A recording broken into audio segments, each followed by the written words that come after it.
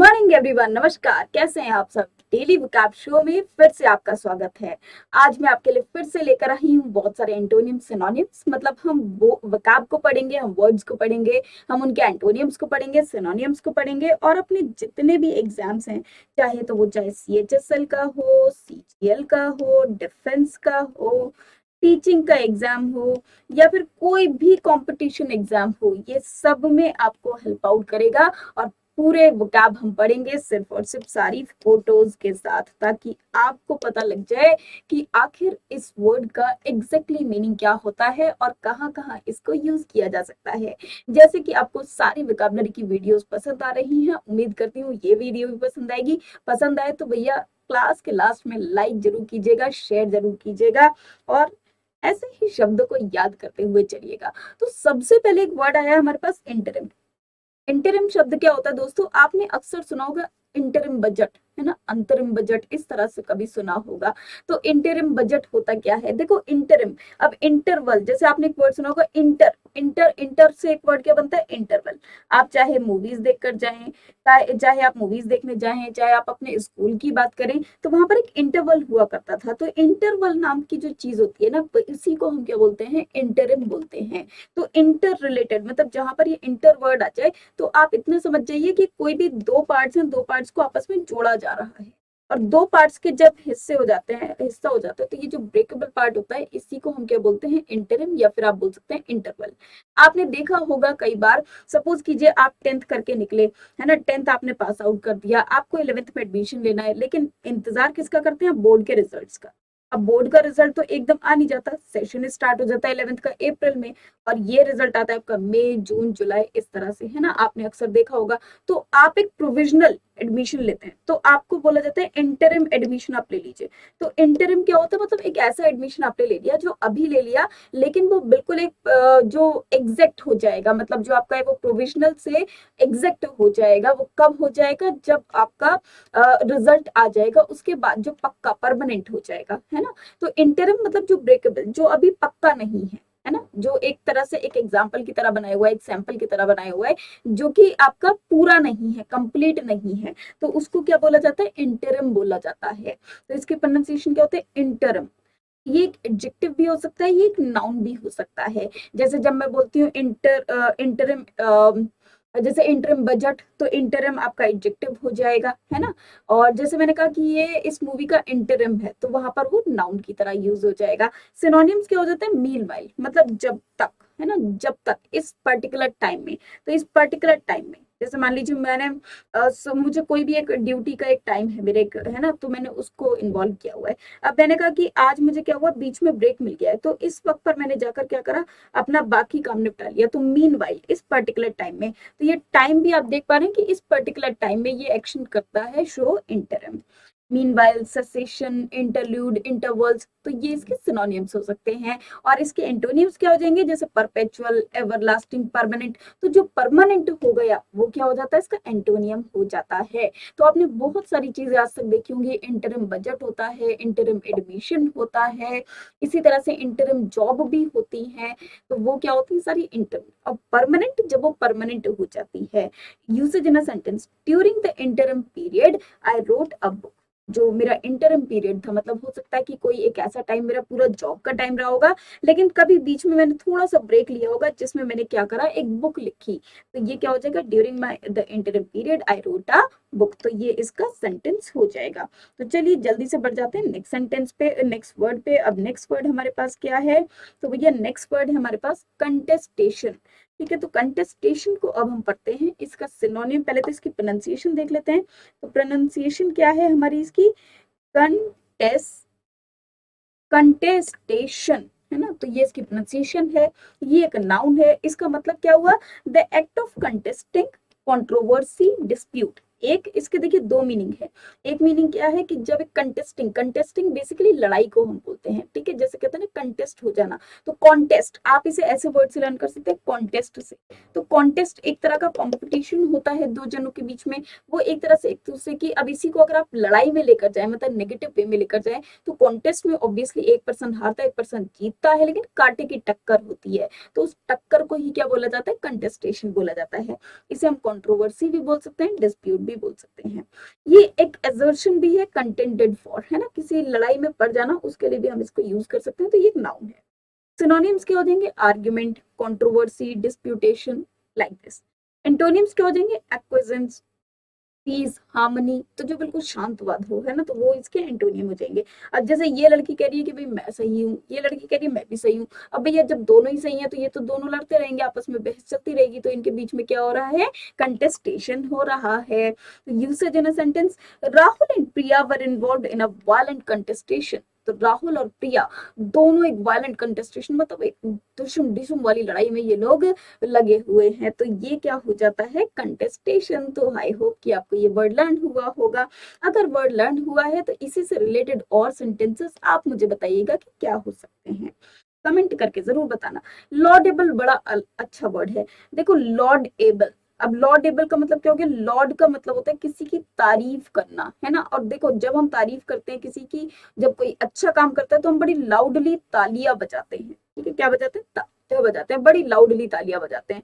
तो ये जो लाउडली, लाउडली वाला जो वर्ड है ना, उसी से वर्ड क्या बनता है? Laudable, laudable sorry. तो लॉडेबल का मीनिंग क्या होता है? ये एक एडजेक्टिव है, और जिसको जो कि डिजर्व करता है प्रेज, मतलब तारीफ करने योग्य हो, कमेंडेशन जो तारीफ के योग्य हो। अब इसके सिनोनिम्स क्या हो जाएंगे? प्रेज वर्दी, कमेंडेबल, एडमायरेबल, तो ये इसके सिनोनिम्स हो जाएंगे। और इसके एंटोनियम्स क्या हो जाते हैं? डिसग्रेसफुल, आउटरेजियस, अनडिजर्विंग, तो ये इसके एंटोनियम्स हो जाते हैं, ठीक है, ऑपोजिट हो जाते हैं। यूसेज कर सकते हैं, आपने नीरजा का नाम तो सुना ही होगा, नीरजा बेनोत, किसने नहीं सुना? तो Neerja's gallant sacrifice is extremely laudable। जो नीरजा का जो सेक्रीफाइस था, नीरजा का जो बलिदान था अपनी जिंदगी का, बहुत बेलर बलिदान था, और वो क्या था? एक्सट्रीमली लॉडेबल, मतलब उसकी जितनी तारीफ की जाए उतनी कम है, जितनी प्रशंसा की जाए उतनी कम है।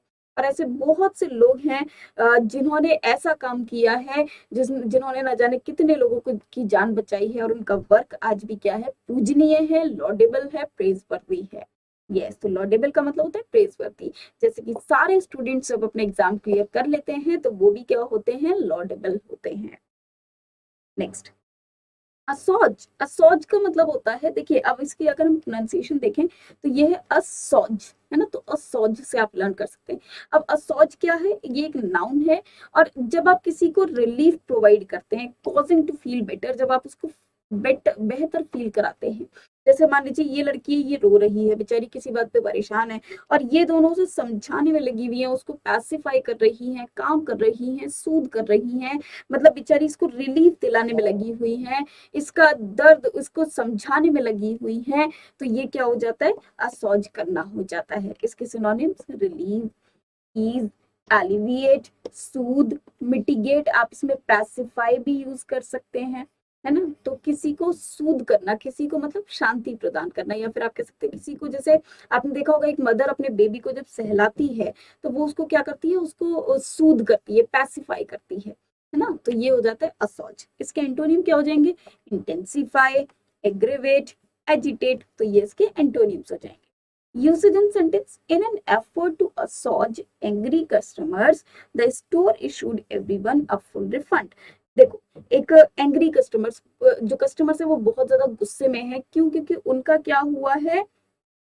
जो भी उनका सामान था, सपोज हो सकता है कुछ भी प्रॉब्लम रही हो, तो वो सब खराब हो गया है। तो किसी असौज के एफर्ट में, मतलब उन लोगों को शांत करने के लिए, है ना, उन लोगों को शांत करने के लिए स्टोर मैनेजर ने कहा कि वो सबको क्या करेगा? मतलब फुल रिफंड उन्होंने दे दिया। तो इससे क्या हो गया? लोगों में शांति हो गई, मतलब अभी लोग बहुत ज्यादा गुस्सा थे, अब वो लोग शांत हो गए। तो वो होता है असौज प्रोवाइड करना। स्पीयर हेड, अब जैसे आप देख रहे हैं ये आदमी क्या कर रहा है? इतने सारे लोगों को लेकर चल रहा है हाथ पकड़ के, तो इसका मतलब होता है किसी को लीड करना, है ना, किसी को लीड करना, मतलब किसी को गाइड करना। तो इसका जो प्रोनाउंसिएशन वो क्या हो जाता है? स्पीयर हेड, है ना, स्पीयर हेड वर्ब, ये एक वर्ब है। और leading something such as an attack or a course of action, अब किसको कैसे लीड करना? मतलब चलो जल्दी से एक एक्शन, मतलब एक तरह से जब हम कोई किसी पर अटैक करने जाते हैं, मान लीजिए जब वॉर हो जाते हैं, वॉर एक कंट्री किसी दूसरी कंट्री पे वॉर करती है, तो अटैक करने जा रहे हैं ये, तो एक इनका जो कैप्टन होता है ना, इनका जो लीडर होता है, वो लेकर चलता है कि भाई हम ऐसे ऐसे करके अटैक करेंगे, तो वो लेकर चलता है उन्हें, तो वो क्या हो जाता है? स्पीयर हेड करता है उन्हें। अच्छा, स्पीयर हेड अगर आपने सुना हो ना, तो जैसे एक चाकू तरह का एक इस तरह का होता है, उसको बेसिकली स्पीयर हेड बोला जाता है, ये एक तरह का वेपन भी है। तो आप इससे लर्न कर सकते हैं कि ये एक लड़ाई की बात हो रही है और लड़ाई में किसी को लीड किया जा रहा है कि कैसे लड़ना है, हमें रणनीति बनानी है। तो वो होता है स्पीयर हेड करना। इसके सिनोनिम्स क्या हो जाएंगे? लीड, प्रॉम्प्ट, प्रॉम्प्ट मतलब उकसाना, कॉज, किसी चीज को कॉज करना, एंड, फिनिश, मिसगाइड। तो ये इसके क्या हो जाएंगे? हमारे एंटोनियम्स हो जाएंगे। Yes. Usage in a sentence. The movement was spearheaded by the teachers union. जो movement था उसको spearhead किसने किया? टीचर्स यूनियन ने किया था। okay? ट्रावर्स, ट्रावर्स का बेसिकली मीनिंग होता है, देखो इसकी प्रोनाउंसिएशन हो जाएगी ट्रावर्स, ट्रावर्स। अच्छा एक बात और यहाँ पर देखिएगा, आपको ये लग रहा होगा कि मैम अगर ये नेगेटिव वर्ड है तो ये स्पीयर हेड, फिर हमने टीचर्स यूनियन को क्यों लिखा? देखो यहाँ पर चाहे टीचर्स यूनियन ही हो कुछ भी हो, स्पीयर हेड ऐसा नहीं है आपका सिर्फ नेगेटिव वे में ही हो। अब बेसिकली जो इसका मीनिंग होता है वो नेगेटिव वे में होता है, लेकिन आप इसे नेगेटिव प्लस पॉजिटिव दोनों ही तरह से यूज कर सकते हो। जनरली किसी को उकसाना, क्योंकि देखिए अगर कोई मूवमेंट को छेड़ा गया है तो जरूरी नहीं है कि वो नेगेटिव मैनर में हो, वो पॉजिटिव मैनर में भी हो सकता है। मैं आपको एक एग्जांपल देती हूँ। सपोज कीजिए 1947 से पहले इंडिया में काफी सारे लोगों ने, चाहे वो महात्मा गांधी जी हुए, चाहे वो सुभाष चंद्र बोस जी हुए, चाहे वो और भी बहुत सारे जो हमारे पेट्रियट थे, जैसे भगत सिंह थे वो हुए। तो भगत सिंह जी, उन्होंने, बहुत सारे लोगों ने मूवमेंट को छेड़ा, लेकिन किसके लिए छेड़ा? इंडिया को आजादी दिलाने के लिए, भारत को आजादी दिलाने के लिए। तो वो मूवमेंट को उन्होंने क्या करा? स्पीयर हेड किया। तो वो हम नेगेटिव मैनर में नहीं ले सकते, क्योंकि उस मूवमेंट को ऐसा करना जरूरी था। कभी कभी अपनी बात रखने के लिए भी हमको क्या करना होता है? हमको क्या करना होता है? कुछ ना कुछ सही बात करने के लिए हमें किसी से लड़ना भी पड़ सकता है, क्योंकि क्या होता है कि अगर मान लीजिए हमारी बात कोई नहीं मान रहा है तो हम क्या करते हैं कि किसी को हम स्पीयर हेड, मतलब हमको आगे बढ़कर अपनी बात मनवाने के लिए, जो गलत बात वो कर रहे हैं, जो कोई गलत कर रहा है उसको सही करवाने के लिए लोगों ने बहुत से संघर्ष किए हैं, और उसी संघर्ष का नाम क्या है? स्पीयर हेड है। ठीक है, तो आप इसको सिर्फ नेगेटिव वर्ड ना लें, ये पॉजिटिव वर्ड ही होता है। प्रोनाउंसिएशन, जैसे ट्रावर्स। अब ट्रावर्स क्या है? ये एक पार्ट ऑफ स्पीच है जो कि एक वर्ब होता है। अब ये क्या है? एक पर्टिकुलर एरिया को पूरा ट्रैवल करना, पूरा एक्सप्लोर करना, उसको बोला जाता है ट्रावर्स, है ना? तो ट्रैवर्स आप वर्ड लर्न कर सकते हैं ट्रैवल से। ट्रैवल का मतलब होता है हर जगह पर ट्रैवल करना, एक्सप्लोर करना, और उसी से वर्ड क्या बनता है? ट्रैवर्स। तो अच्छा, अब इसमें ट्रैवर्स क्या है? जब आप कोई ऐसी जगह पर जाते हैं जो कि मतलब थोड़ी डिफरेंट हो, जैसे कि मान लीजिए आपने ट्रैकिंग की तो आप माउंटेन पे चले गए, या फिर जैसे आपने जंगल को ट्रैवर्स किया, या फिर आपने किसी डेजर्ट को ट्रैवर्स किया, मतलब अकेले उसको क्रॉस करना, मतलब अकेले नहीं, सिर्फ क्रॉस करना। तो कोई भी एक ऐसी एरिया को अगर आप क्रॉस करते हैं, पूरा घूम कर जाते हैं, तो वो क्या होता है? ट्रैवर्स होता है। तो क्रॉस करना, स्पैन करना, वॉन्डर करना, वो क्या हो जाता है? ट्रैवर्स। एंटोनिम्स क्या हो जाएंगे? Dwell, stay, stop. मतलब एक ही जगह पर रुक जाना, वो स्टॉप हो जाएगा, ड्वेल हो जाएगा, रहना हो जाएगा। लेकिन ट्रैवर्स नहीं, आपने उस पूरे एरिया को क्या करा? ट्रैवर्स कर दिया, उसे पूरा क्रॉस कर दिया। Arjun traverse the desert alone. तो अर्जुन ने पूरा डेजर्ट अकेले ही क्या कर दिया? ट्रैवर्स कर दिया, मतलब क्रॉस कर दिया, पार कर दिया। एडजुडिकेटिव। अब देखो ये वर्ड जो बना है वो जुडी, जुडी मतलब जुडिकेशन, मतलब जो आपका जज वाला पार्ट होता है। अब जज कहाँ बैठते हैं? कोर्ट में, और कोर्ट में क्या होता है? जजमेंट होता है। ठीक है, तो जुडिकेशन, केटिव, ये इसका वर्ड हो गया, ये एक एडजेक्टिव। ठीक है, क्या है? एडजेक्टिव। अब देखो एडजेक्टिव, इसमें से आप ये लर्न कर सकते हैं कि ये है क्या? एडजेक्टिव। तो अगर हम इसमें देखें तो एडजेक्टिव का पूरा वर्ड आ जाता है, तो ये भी आप देख सकते हैं कि एक एडजेक्टिव है। ठीक है, मीनिंग क्या हो जाता है? The function of legally settling disputes. अगर मान लीजिए कभी दो जनों में कोई लड़ाई हो गई, सपोज ए और बी दोनों प्रॉपर्टी को लेकर आपस में डिस्प्यूट कर रहे हैं। अब एक पर्सन आएगा और वो क्या करेगा? इन दोनों की लड़ाई को रिजॉल्व करवाएगा, सुलझवाएगा, है ना? तो एक ऐसा पर्सन जो कि लीगली अपॉइंट किया जाता है दो जनों के आपसी झगड़े को निपटारा करने के लिए। तो कॉन्सिलेटिंग, जजिंग, आर्बिट्रेटिंग, तो ये क्या हो जाते हैं? सिनोनिम्स हो जाते हैं। एंटोनिम्स क्या हो जाता है? इंसाइटिंग। अब एक तो होता है जो झगड़ा रुकवाने वाला काम कर रहा है, और एक हो रहा है कि उनको पिंग कर रहा है कि नहीं भाई, और लड़ो और लड़ो और लड़ो। चैलेंजिंग, एग्रीवेटिंग, तो जो उकसा रहा है उनको चैलेंज कर रहा है कि तुम अरे तुम नहीं डरो, तुम नहीं लड़ सकते, है ना? तो ये होता है कि चैलेंज करना, मतलब लड़वाना एक दूसरे को। तो usage in a sentence, the jury was made aware of their educative responsibilities before they were let into the court. कि जब जूरी को, है ना, मतलब जो जजेस हैं उनको जब एक जिम्मेदारी सौंपी गई जजमेंट देने की, तो उनको उनकी जिम्मेदारी का पहले से एहसास भी कराया गया। जैसे एक ओथ दिलाते हैं ना, तो उनको एक जिम्मेदारी का एहसास कराया गया कि भाई तुम्हारा जो है जो न्याय करने का तरीका है वो बिल्कुल निष्पक्ष होना चाहिए। उनको कोर्ट में जाने से पहले ये सारी बातें उनको याद दिलाई गई, बताई गई। सेंगुइन, अब सेंगुइन देखिए, सेंगुइन एक एडजेक्टिव। सेंगुइन का मीनिंग होता है जो होपफुल हो, जो कॉन्फिडेंट हो, ऑप्टिमिस्टिक हो, मतलब हमेशा पॉजिटिव सोचने वाला हो। ठीक है, तो सेंगुइन का मीनिंग होता है, सेंगुइन एक एडजेक्टिव होता है और बहुत ही अच्छा वर्ड है। इसकी प्रोनाउंसिएशन क्या होगी, सेंगुइन। तो जब आप होपफुल होते हैं, कॉन्फिडेंट होते हैं, ऑप्टिमिस्टिक मतलब बिल्कुल पॉजिटिव माइंडेड होते हैं। इसके एंटोनियम क्या हो जाएंगे, पैसिमिस्टिक, अनहैप्पी, होपलेस, वो इसके एंटोनियम्स हो जाएंगे। यूसेज क्या हो जाते हैं, the aspirants have begun to take more sanguine view, कि जो एस्पिरेंट्स हैं, एस्पिरेंट्स मतलब वो जो एग्जाम्स को देने के लिए तत्पर हैं, तो जो एग्जाम्स देने वाले हैं उनके अंदर एक उम्मीद जागी है, वो और ज्यादा उम्मीद वाले हो चुके हैं। क्यों, क्योंकि जैसे जैसे उनका एग्जाम पास आ रहा है, क्योंकि हो सकता है उनकी तैयारी अच्छी हो, उन्होंने बहुत अच्छे से तैयारी करी हुई है अपने एग्जाम की। ऑब्वियसली जब आप रिजल्ट ग्रुप में पढ़ेंगे तो आपकी तैयारी अच्छी हो ही जाएगी। तो यस, तो वो बिल्कुल क्या है, होपफुल है इस वक्त कि वो एग्जाम देंगे तो वो पास हो जाएंगे। अब जैसे आप यहाँ पर देख सकते हैं, अंधेरे में बिल्कुल अंधेरा है और यहाँ पर एक उम्मीद की किरण, मतलब एक सीढ़ी इस तरह से नजर आ रही है चढ़ती हुई ऊपर, जो कहीं उसे एक ऐसे एरिया में लेकर जाएगी जो बिल्कुल सही है, जहां पर उसे पॉजिटिव वाइब्स मिलेंगी, जहां पर उसे जो मंजिल उसे चाहिए वो मिल जाएगी। तो वो जो पॉजिटिविटी को राइज करता है ना, जी हाँ, वही पर्सन क्या होता है, सैंग्विन होता है, जो अपने आप में उम्मीद है, उम्मीदवार है, मतलब जैसे पता है कि हाँ मुझे ये चीज पॉजिटिव मैनर में जा सकती है, तो that is sanguine. Zeal, zeal जैसे आपने वर्ड ही सुना होगा, ज़ील। ज़ील होता है जो बहुत ज़ील वाला वर्ड होता है, मतलब जहाँ पर ये एक बेसिकली नाउन है, जहाँ पर आपके अंदर एक एनर्जी आ जाए, एफर्ट आ जाए, एंथुजियाज्म आ जाए। तो जैसे इस वर्ड का प्रोनाउंसिएशन है ज़ील, तो इसी में ये ज़ील भरने वाला, जिसमें एक जुनून होता है ना, तो ज़ील बेसिकली जुनून को हम कहते हैं। तो ये आप देख रहे हैं कि जितने भी पर्सन है बहुत ज़्यादा एक्साइटेड है, बहुत ज़्यादा खुश हैं, इनके अंदर पूरी एनर्जी भरी हुई है, तभी देखिए आसमान में उड़ रहे हैं, धरती पर नहीं है ये, है ना। तो एंथुसियाज्म, ईगरनेस, पैशन, ये क्या शो करता है, ज़ील को शो करता है। इसके एंटोनियम्स क्या हो जाएंगे, लेजीनेस, इंडिफरेंस, नेग्लेक्ट, तो वो इसके एंटोनियम्स हो जाएंगे।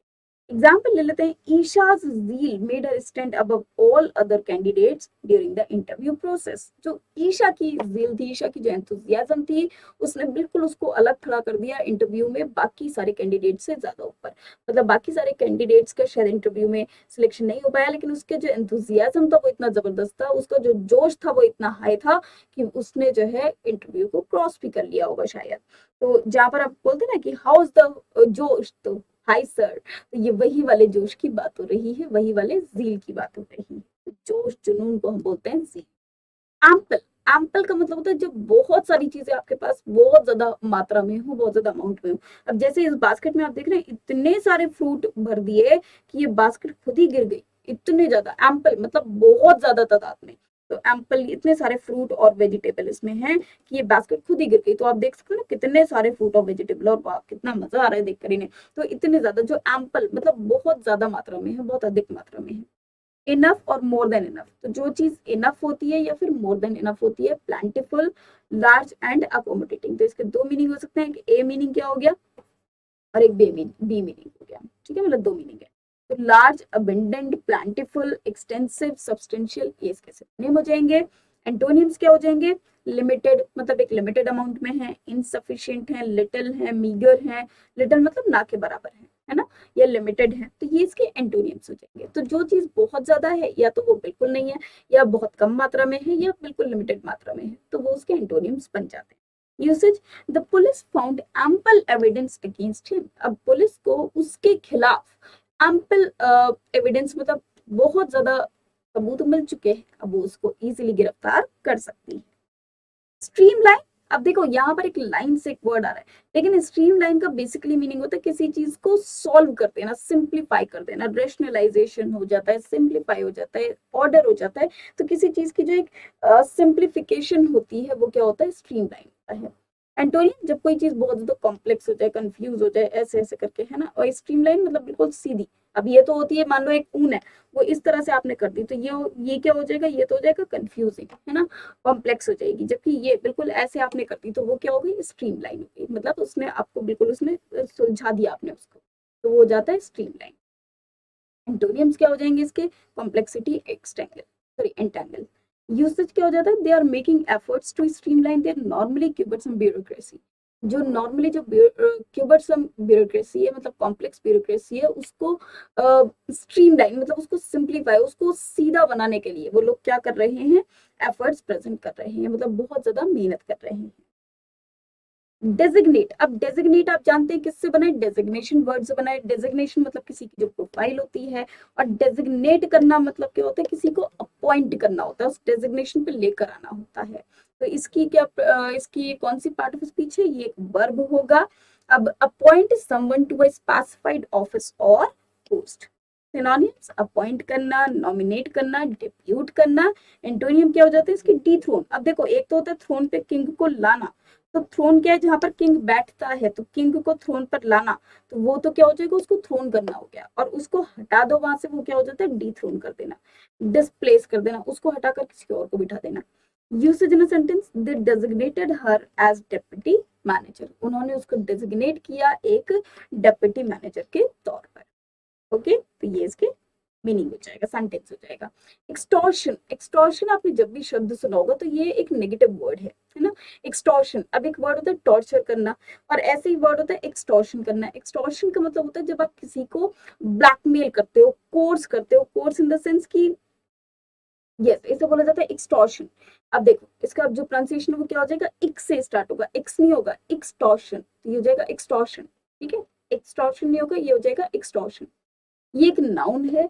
अब जैसे ऑप्रेसिव और illegal exaction, as of excessive price और interest, the crime of obtaining money for some other thing will you abuse one officer's authority. मान लीजिए आपने किसी को किडनैप किया है, और किडनैप के बाद जो रैंसम माना जाता है वो भी एक्सटॉर्शन ही। ठीक है, सिनोनिम्स, ब्लैकमेल करना, कोर्शन करना, फोर्स करना। ठीक है, एंटोनियम्स क्या हो जाता है, रिपार्शन, तो ये इसके एंटोनियम हो जाएंगे। The showroom owner was found guilty of extortion. Extortion, जो शोरूम ओनर है वो उसको गिल्टी पाया गया किस चीज का, एक्सटॉर्शन। ट्रैफिकिंग, ट्रैफिकिंग भी एक बहुत ही नेगेटिव वर्ड है, जैसे किसी चीज की स्मगलिंग करना, कॉन्ट्रोबैंड, ट्रेडिंग, और इसका जो एंटोनियम हो जाएगा वो लीगल, लेजिटिमेट, फेयर, तो ये इसके एंटोनियम्स हो जाएंगे। Okay, usage in a sentence, the police arrested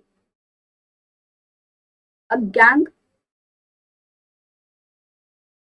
Okay, okay.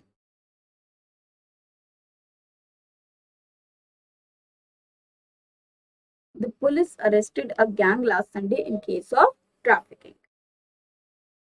Loop holes, अब देखो लूप होल्स क्या होता है, मान लीजिए कोई भी एक होल्स का देखिए बेसिकली मीनिंग क्या होगा, आपको होल है, होल क्या मतलब हो गया कि देखो होल का मतलब होता है छेद करना, मतलब अगर मान लीजिए कोई भी एक पर्टिकुलर थिंग है, सपोज कीजिए आपके पास एक साड़ी है, और आप साड़ी में छेद कर दोगे तो वो चीज खराब हो जाएगी, है ना।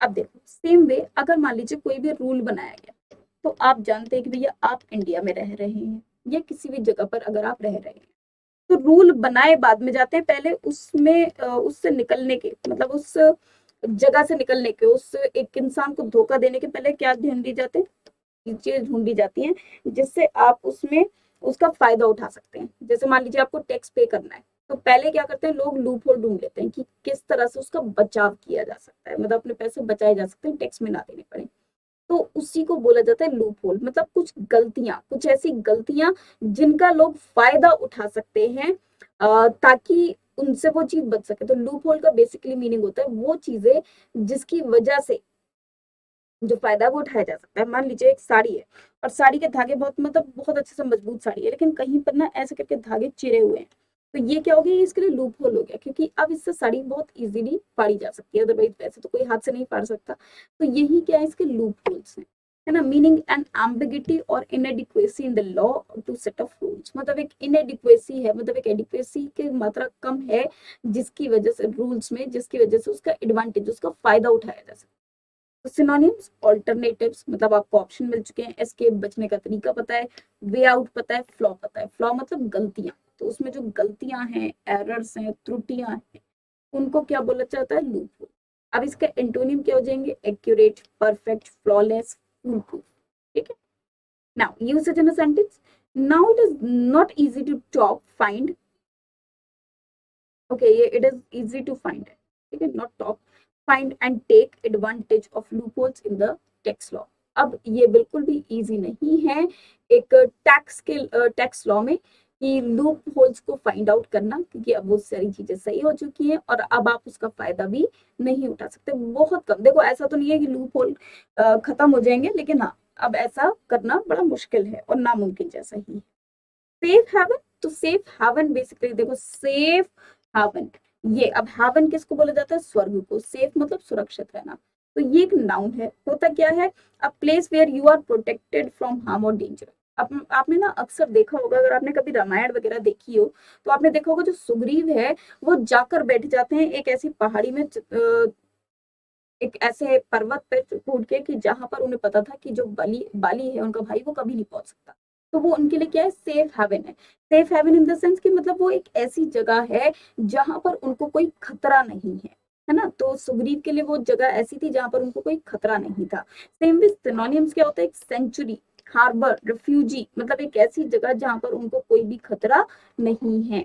एंटोनियम्स, हजार्ड. अब एंटोनियम्स ऑब्वियसली जहां खतरा नहीं है, और जहां खतरा होगा वो क्या होगा? हजार्ड होगा, रिस्क होगा, डेंजर होगा. Usage in a sentence. They reach the port of entry which they consider to be safe haven. वो कहाँ पहुंच चुके हैं? वो एक पोर्ट पे, एंट्री के बिल्कुल द्वार पे पहुंच चुके हैं जहां पर वो समझते हैं कि उनको कोई भी खतरा नहीं है. तो जब आप एक ऐसी जगह पर चले जाएं जहां पर आपको कोई भी खतरा नहीं होगा तो वो क्या हो जाता है? Safe haven. इसका एक और एग्जाम्पल लेते हैं. सपोज कीजिए आप किसी एक ऐसे डार्क पैसेज पर जा रहे हैं, बिल्कुल अंधेरा रात हो रही है और आप एक ऐसे अकेले रास्ते पर जा रहे हैं, तो आपको क्या लगेगा? ऑब्वियसली डर रहेगा किसी भी व्यक्ति को. लेकिन जब आप एक ऐसे एरिया में आ जाएंगे जो पब्लिक एरिया आ गया, जहाँ पर बहुत सारी लाइट्स हैं, बहुत सारे लोग हैं वहां पर प्रेजेंट, तो जब आप ऐसे एरिया पे जाएंगे तो आपको वहां पर किसी भी चीज का कोई डर नहीं होगा. तो ये भी क्या हो जाता है? आपके लिए वो सेफ हैवन ही हो जाएगा. इसका सबसे अच्छी एग्जाम्पल यही है कि जब बाली से बचकर जो सुग्रीव थे वो एक पर्वत पे जाकर बस गए थे, एक गुफा में, जहां पर उनको पता था कि बाली नहीं आएगा क्योंकि वो बाली के लिए श्रापित है. तो वो क्या थी? उनके लिए क्या था? सेफ हेवन था. वो सुग्रीव के लिए क्या थी? वो जगह सेफ हेवन थी जहां पर राम जी से उनकी मुलाकात भी हुई थी. तो इसमें हम रामायण का भी थोड़ा सा पार्ट हमने पढ़ लिया. तो आपको आई होप कि ये वर्ड तो जरूर याद रहने वाला है. अगर ये पसंद आया आपको एग्जाम्पल तो कमेंट करके जरूर बताइएगा. अब एक वर्ड आ जाता है एफिनिटी. एफिनिटी का मतलब क्या होता है? देखो इसे हम बोल सकते हैं यूफिनिटी. इसका जो प्रोनाउंसिएशन है वो बेसिकली यूफिनिटी होता है. ये एक नाउन है. जब आप किसी के लिए बहुत ज्यादा सिंपैथाइज होते हैं, आप किसी को सांत्वना देना चाहते हैं, तो वो क्या कहलाता है? एफिनिटी. है ना. मतलब जब आपको किसी से अफेक्शन होता है तभी तो आप उसके लिए क्या होते हैं? दुखी होते हैं. है ना. तो उसी से रिलेटेड वर्ड कहाँ से बनता है? ये सिंपैथी से, अट्रैक्शन से. तो अफेक्शन प्लस सिंपैथी, है ना. तो इनको मिलाकर क्या वर्ड बना है हमारा? Affinity. It is affection plus sympathy. है ना. तो sympathy, attraction, rapport, similarity. Antonyms क्या हो जाएंगे इसके? Dislike, dissimilarity, distaste. तो इसके एंटोनियम्स हो जाएंगे. Usage. Arun had an affinity to her because of their common interest in music composition. Music composition में जो उनका दोनों का इंटरेस्ट है, अर्जुन का और किसी एक लड़की के बारे में यहाँ पर बात की जा रही है, तो वो क्या है? अर्जुन को उसके लिए सांत्वना है, एफिनिटी. हो सकता है कोई एक प्रॉब्लम हुई हो, तो ये किसी वजह से दिखी है जिसकी वजह से ये इसको क्या कर रहा है? एफिनिटी प्रोवाइड कर रहा है. इंपोर्ट करना. इंपोर्ट आपने सुना होगा, बिजनेस में एक्सपोर्ट और इंपोर्ट होता है. तो एक होता है सामान आपने यहाँ से बाहर भेजा, है ना. सपोज इंडिया से आपने कहा अमेरिका में ट्रांसपोर्ट किया, तो वो क्या हो जाता है? एक्सपोर्ट करना. और अमेरिका से अगर आपने इंडिया में मंगवाया तो उसे क्या कहते हैं? इंपोर्ट करना. ठीक है. तो एक्सपोर्ट इंपोर्ट. एक्सपोर्ट मतलब बाहर ट्रेड करना और इंपोर्ट मतलब बाहर का सामान अंदर. सिनोनिम्स इसके और भी हो सकते हैं. सिग्निफिकेंस, कॉनोटेशन, उसके बाद इम्प्लीकेशन, ट्रेड. तो ये इसके क्या हो जाएंगे? सिनोनिम्स हो जाएंगे. एंटोनिम्स, एक्सपोर्ट, इनसिग्निफिकेंस, इररेलेवेंस, तो वो उसके एंटोनियम हो जाएंगे. Usage. We import a large number of cars from Japan. हम लोग जापान से लार्ज नंबर ऑफ कार्स को इंपोर्ट करते हैं. तो ये बेसिकली किस में यूज होती है? मर्केंडाइज में, या फिर to convey as a meaning or implication, या किसी चीज को सिग्निफाई कर. इस तरह से भी हम इसको यूज कर सकते हैं. इम्पेंडिंग. इम्पेंडिंग एक वर्ब है that is about to happen. जो चीज हो सकती है. Synonyms. Imminent, imminent, approaching, forthcoming, looming, तो जो फ्यूचर को प्रेडिक्ट करते है ना, जो चीज हो सकती है, जो आप अनुमान लगाते हैं, वो क्या होता है, इम्पेंडिंग होता है। एंटोनियम्स, डिस्टेंट, अफार, इम्प्रोबेबल, अनलाइकली, डाउटफुल, तो ये इसके एंटोनियम्स हो जाएंगे। Scientists rely on the satellite signals for hints of impending earthquakes and volcanic eruptions. जो साइंटिस्ट हैं वो किस पे, आपने देखा होगा कि वो कई बार पहले से ही प्रिडिक्ट कर देते हैं कि इस बार इतने दिन पहले बारिश होगी, इस दिन अर्थक्वेक आएगा। तो ऐसा किस लिए, क्योंकि वो सैटेलाइट्स होती हैं, उनसे जो उनको हिंट्स मिलते हैं उस पर वो भरोसा करते हैं और दुनिया को बता सकते हैं कि अर्थक्वेक आएगा या नहीं। ये इस तरह का जो होता है दैट इज कॉल्ड इम्पेंडिंग, मतलब आप कहीं ना कहीं फ्यूचर को प्रिडिक्ट करते हैं। Walk the talk. अब वॉक द टॉक का मतलब क्या हुआ, ये बड़ा ध्यान से समझिएगा। वॉक का मतलब क्या होता है, चलना, और टॉक का मतलब क्या होता है, बोलना। तो वॉक द टॉक का मतलब जो आपने बोला वो आपने करके दिखाया, तो वो होता है walk the talk, walk the talk. Two A इसका फर्स्ट मीनिंग क्या हो गया, to do what one said could do और would do, just not just making an empty promises, मतलब खाली प्रोमिसेस नहीं कर रहा, वो जो कहता है वो करके दिखाता है ना। जैसे आपने अक्षय कुमार की मूवी में तो सुना ही होगा, मैं जो करता हूँ वो मैं जो कहता हूँ वो मैं डेफिनेटली करता हूँ, वो सॉरी सॉरी सॉरी ये नहीं था डायलॉग, क्या था, मैं जो कहता हूँ वो करता हूँ और जो नहीं कहता हूँ वो तो डेफिनेटली करता हूँ, इस तरह का कोई एक डायलॉग था, है ना। तो माफी चाहूंगी कि मैंने ठीक से डायलॉग नहीं बोला, है ना। तो सिनोनिम्स क्या होते थे, lead by example, exemplary, role model, जो किसी के लिए रोल मॉडल बन जाते हैं। और ये क्या है, ये दोस्तों एक फ्रेज की तरह भी आप इसको यूज कर सकते हैं, है ना, ईडियम की तरह भी यूज कर सकते हैं। एंटोनियम्स क्या हो जाएंगे, empty vessel makes much more noise. अच्छा, यहाँ पर इन्होंने इसका जो एंटोनियम गिवन है वो भी हमने इसका किस में लिखा है, एक फ्रेज के फॉर्म में ही लिखा है। जैसे आपने देखा होगा ना कि जो खाली घड़े होते हैं उनमें सिर्फ आवाज होती है, जबकि उसके अंदर कुछ नहीं होता, वो सिर्फ खाली घड़े, मतलब उनके उनमें नॉइज बहुत होती है, उन्हें बजाओ तो बड़ी अच्छी आवाज आती है, लेकिन उसका उसमें होता कुछ नहीं है। तो ये इसका एंटोनियम के तौर पर आप ले सकते हैं।